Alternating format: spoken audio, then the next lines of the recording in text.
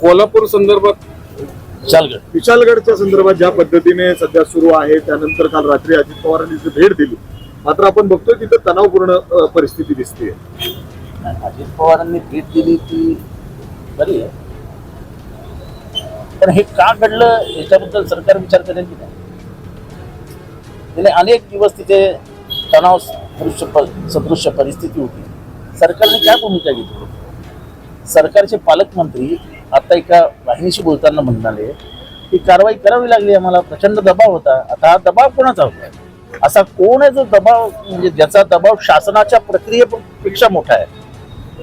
आज कोर्टाने संतप्त प्रतिक्रिया व्यक्त केली. मस्जिद तोडताना शस्त्रास्त्र घेऊन मस्जिद तोडत होते, लहान पोरांना मारत होते, दरोडा घातल्यासारखी घरं फोडत होते. म्हणजे महाराष्ट्रात कायदा आणि सुव्यवस्था अस्तित्वात आहे की नाही?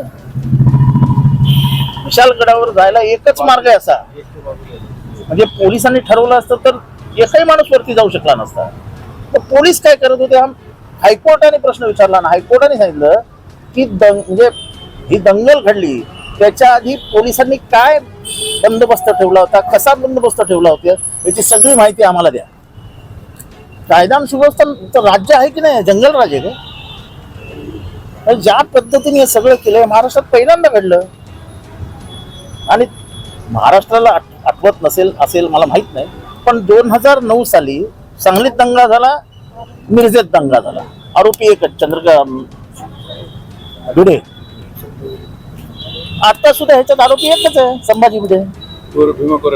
भीमा कोरेगाव संभाजी भिडे. म्हणजे संभाजी भिडेला काय अमरण पट्टा, काय ते कवच कुंडल वगैरे करण्यासारखी सरकारने दिलीत की काय? सगळ्या याच्यापासून तुम्हाला माफ. स्वातंत्र्य हडग दळबद्री हणग काय म्हणतात ते, काय लावलंय काय राज्य सरकारने? म्हणजे मुसलमानांनी मतं दिली नाहीत म्हणून त्यांना एवढं पिडायचं का? द्यायची मुसलमानांनी तुम्हाला मतं? तुम्ही सुरक्षितच वाटत नाही इथल्या दलितांना मुसलमानांना तुमच्या राज्यात. ही दुरावस्था करून ठेवली आहे तुम्ही. आज तुम्हाला सांगतो, आज तुमच्या इथले पोरं मला फोन करतात, बार्टी सारटी सगळ्यांचे. त्यांची फेलोशिपचे पैसे दिले नाहीत अजून. ती पोरं अभ्यास करू शकणार नाही याच्या पुढे. म्हणजे मागासवर्गीयांना शिक्षणाचा बाद करण्याचं ठरवलंय. कसले पैसे वाटता तुम्ही? बहुजन वर्गाला ह्याच्यातलं सगळ्या शिक्षणाच्या क्षेत्रात बाजूलाच करायचं या शासनाने ठरवलं. आणि कोल्हापूरचं प्रकरण म्हणजे या सरकार पुढे नतमस्तक व्हावं. महाराष्ट्राच्या इतिहासात पहिल्यांदा मस्जिदीवर हल्ला झाला.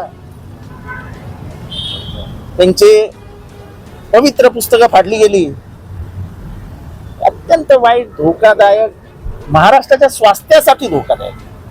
आणि हसन मुश्रीफ म्हणतात की काय करणार, प्रचंड दबाव होता. कोणाचा दबाव होता? कोण मोठा माणूस शासनापेक्षा? पावसाळ्यात घरं तोडू नयेत, सरकारचा जी आर आहे, सरकारच्या जी आर विरुद्ध सरकार वागतं. कोर्टाचा स्थगिती आदेश आहे तरी सरकार कारवाई करतं. एवढं कोण मोठं आहे याच्यात? हे सरकार पेक्षा कोण मोठं आहे? आणि स्थगिती, हायकोर्टाची स्थगिती पुढे जाऊन करतात, त्या माणसाला सस्पेंड करायला पाहिजे. याच्यात काय कारवाई तुम्हाला अपेक्षित? कारण स्वतः काही कारवाई होणार नाही, कारण का हे सरकारचा आणि त्यांचा कटच आहे. सरकार घडवतंय सगळं. हे सगळं सरकारने घडवलेलं आहे. स्थगिती आदेश असताना जिल्हाधिकारी आणि पोलीस अधीक्षक जाऊ कसे देतात पोलिसांना तोडायला, किंवा प्रशासनाला तोडायला परवानगी कशी देतात? पोलीस बंदोबस्त का नाही ठेवला? जेव्हा तुम्हाला माहिती होतं हे घडणार आहे, पोलीस बंदोबस्त का ठेवला नाही? चला, छत्रपती संभाजी जे काय असतील ते जाणार आहे, ते पोलिसांना माहिती होतं ना, मग त्यांना घरातच अडकून का नाही ठेवलं? अनेक मोहिमा निघणार, चलो विशाळगड वगैरे जे काय होतं ते जगजाहीर होतं. मग त्यांना घरीच का नाही अडकून ठेवलं? त्यांना बाहेर कशाला पडू दिलं?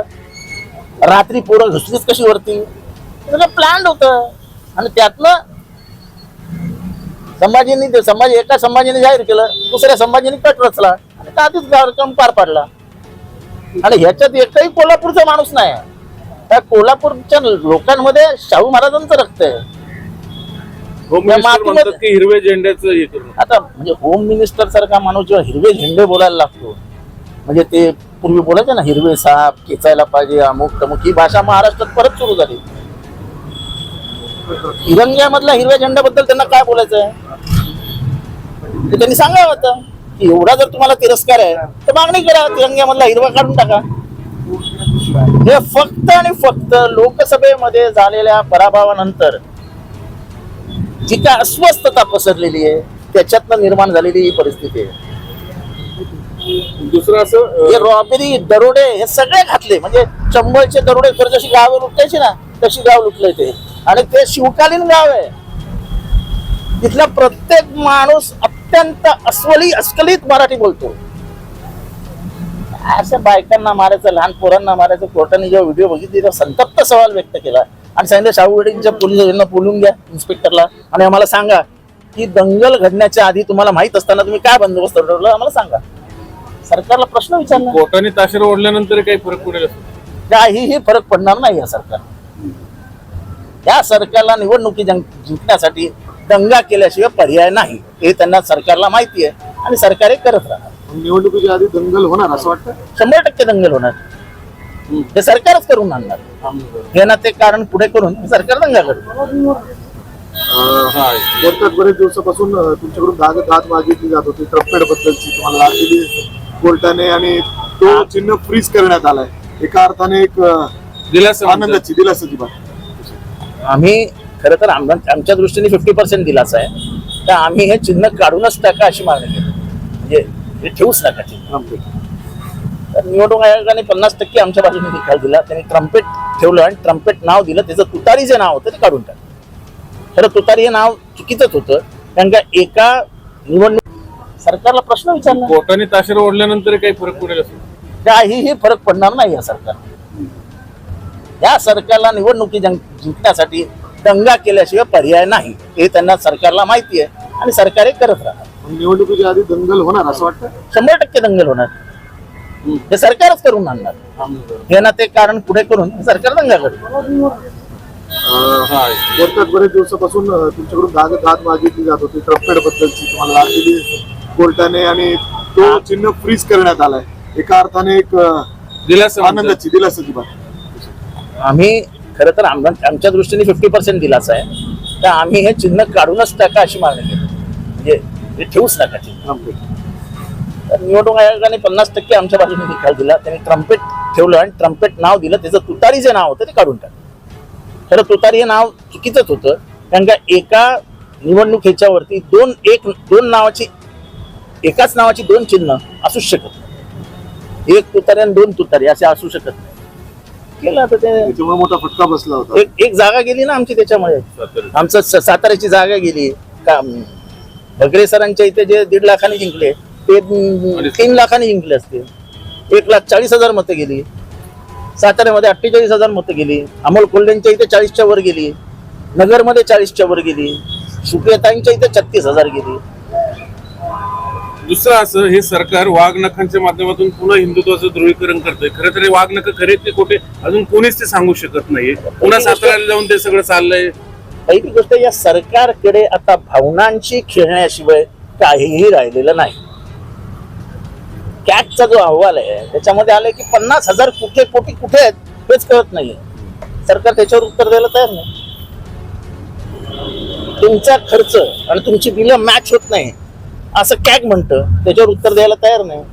50,000 कोटी हा तुमच्या जेवढ्या कंपनीज आहेत, म्हणजे ते वेगवेगळे आहेत ना म्हणजे MSRDC असेल तसे जे काय महामंडळ, त्याच्यात 50,000 कोटीचा लॉस आहे.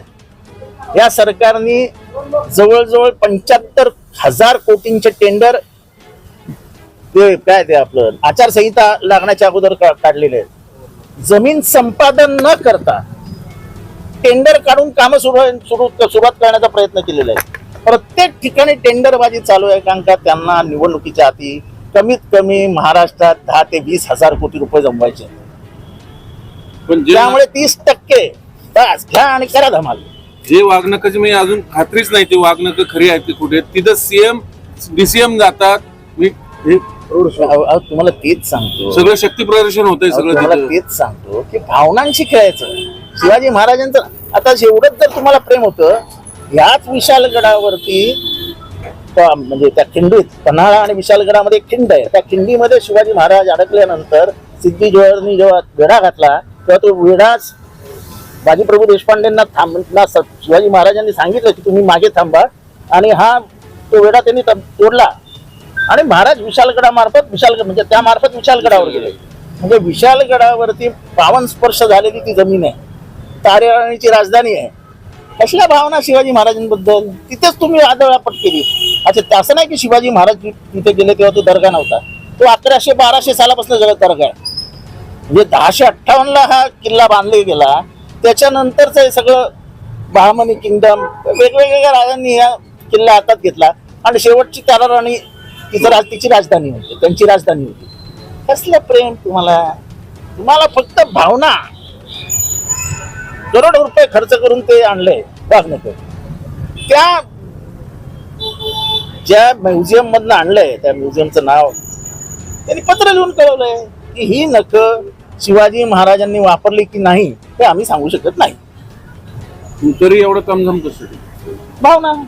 बघा आम्ही शिवाजी महाराजांनी नख आणली, बघा आम्ही शिवाजी महाराजांनी नख आणली. काम काय शून्य. दुसरं असं, काँग्रेसने त्यांचे जे फुटलेले आमदार आहेत त्यांच्यावर अखेर कारवाई केली. 5 कोणाची मला अजून खरगेंनीच आदेश काढले. त्याने पण कारवाई केली, योग्य केलं. आणि मी तर आव्हान करीन तिथल्या लोकांना की आले गावामध्ये तो जोड्याने मारा. आदल्या रात्री आम्ही सगळे एकत्र जेवलो, म्हणजे एवढी नमक हरामी. आणि आता गद्दारांना क्षमा नाही हो. महाराष्ट्रात आता खरी निवडणूक सुरू झाली. लोकसभेची निवडणूक वेगळी असते, आता ही स्वत्वाची लढाई आहे, तुमच्या मातीची ओळख आहे. ज्या मातीतनं गद्दारी पैदा झाली तिथली लोक गद्दारी लाडून टाकतील, त्यांना त्या मातीचा अपमान झालाय. जे आमदार फुटले ती माती काय गद्दारांची माती आहे? आता मी सिन्नरला राहतो, सिन्नरचा आमदार फुटला, आमची माती गद्दारी सहन करणार नाही.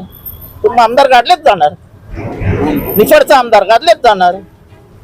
राज्य सरकार एवढ्या वेगवेगळ्या योजना आणतंय, तेवढं राज्याच्या तिजोरीत पैसे आहेत? अहो, जेवढा राज्य सरकार घोषणा करतायत ना, तेव्हा भारताचं अर्ध बजेट वापरावं लागेल. भारताचं अर्ध बजेट. पैसे कुठे नाही खिशात नाही द्यायचेत की नाही हे पण नक्की नाही. अहो, तुम्हाला कॉन्ट्रॅक्टरची बिलं दिलेली नाहीत 2-2 वर्ष. लवकरच कॉन्ट्रॅक्टर आत्महत्या करते. आम्हाला काय करायचं? मेले तर मेले. आम्हाला 30% मिळाले, आमचा आपल्या भावनांची खेळ झाला आणि आमची सत्ता आली, बस झालं. मोठे किती पडले याच्याशी आम्हाला काय घेणं देणं नाही. महायुती एकत्र असल्याचं दाखवते, पण दुसरीकडे मुंबईच्या जिल्हा नियोजन समिती दिलीप लांडेनेच निधी मिळत नाही म्हणून कागद फाडले. आता कसं आहे, आता आलं संपलं, निवडणुकीची वेळ आली, आता काय निधी बिधीची अपेक्षा करू ना. तुम्हाला खेळायचं तेवढं खेळवलं, आता सुद्धा निधी दिला तर निधीचा उपयोग काय?